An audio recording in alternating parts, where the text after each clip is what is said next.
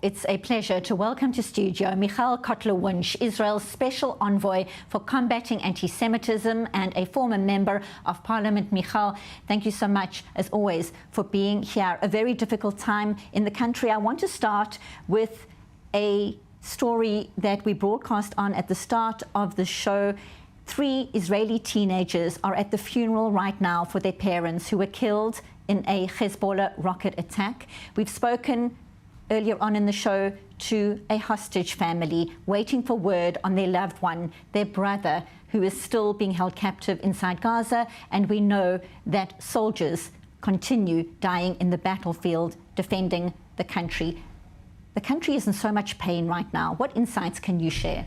So, Benita, actually, we're in the midst of a multi-front existential war for the existence of the State of Israel, for the Jewish people, and I would say for humanity, and we'll talk a little bit about the framework through which anti-Semitism makes that accessible.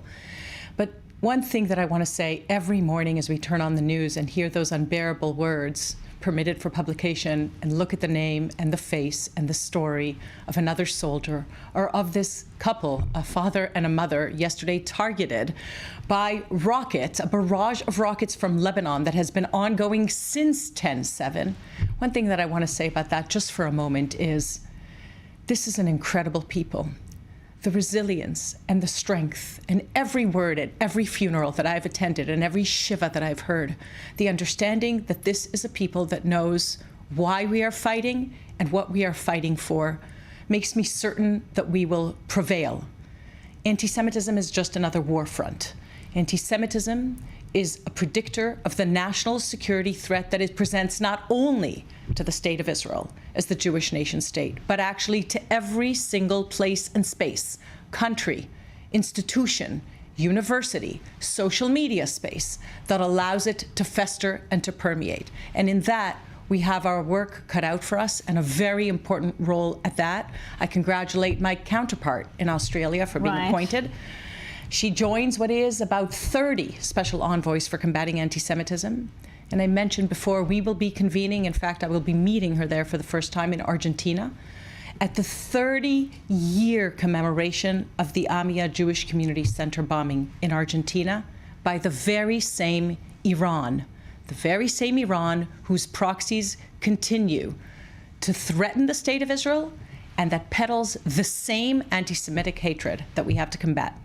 So you're talking about meeting with other envoys fighting anti-Semitism in their particular countries. What kind of insights are you sharing? What kinds of lessons have been learned just since this war started more than 9 months ago?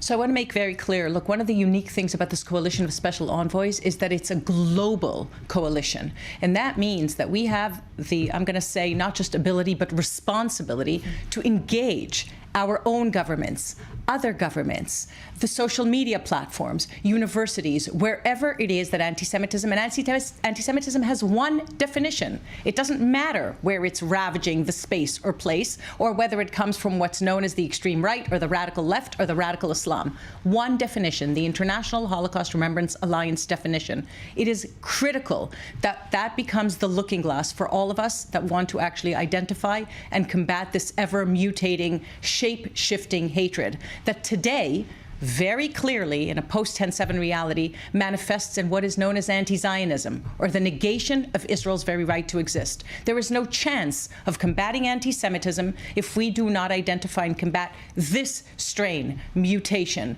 that has become mainstream, that has become normalized, and that in the name of actually attacking Zionists, we saw in the online spaces, but it's offline, and it's on the streets, and it's on the university campuses, and frankly, it's in parliaments around the world that you can say anything in the world about a Zionist and actually say, but that's not anti-Semitism. Oh, but it is, according to the IRA working definition. And I'll say the coalition of special envoys will be, I very much hope, coming back with a very important understanding of a combined collective undertaking of all the special envoys from around the world to really take our responsibility as special envoys much more seriously within our own countries and internationally. And given the concerns online, and specifically the term Zionist, which it's incredible to see the connotation that can be changed depending on the user.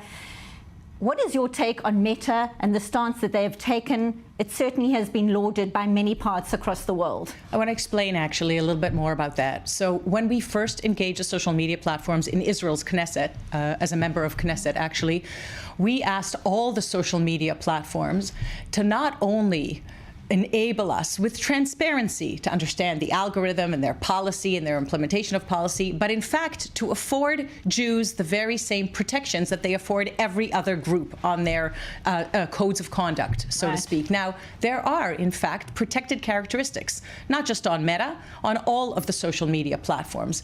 And the fact that Zionist is just used as code for Jew, and actually very negative connotation code for Jew, enabling to actually use every one of the anti-Semitic tropes and blood libel that we know anti-Semitism from, the traditional anti-Semitism that blames the individual Jew for controlling the world, delegitimizing the existence of the individual Jew or the Jewish nation state, and so on, according to the IRA working definition. Well, Zionist is just used as code for that. And therefore, what we asked all of the social media platforms, and Meta was the first to actually partially incorporate what we asked for, is to add Zionist to their list of protected characteristics, because Zionist is the identity of the majority of Jews. Right. The identity, it's not a political statement, the identity of the majority of Jews, the identity of many non-Jews who self-define as Zionists, believing that Israel has the right to exist one Jewish country of all the countries around the world. And therefore what they have done is actually